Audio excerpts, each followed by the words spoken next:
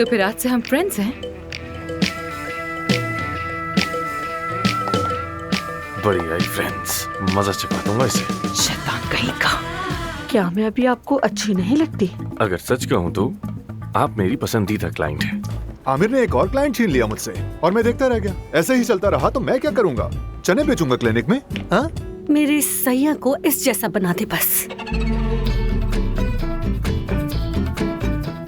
वाह वाह वाह। और शिकार फंस गया। डॉक्टर आमिर। बस 7 सेकंड्स में। अबे देखो तो। उसे कभी लड़कियां पटाने में इससे ज्यादा वक्त नहीं लगता। आमिर।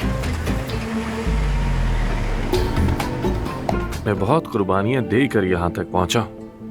हारना पसंद नहीं मुझे, और खासकर किसी गांव की लड़की से।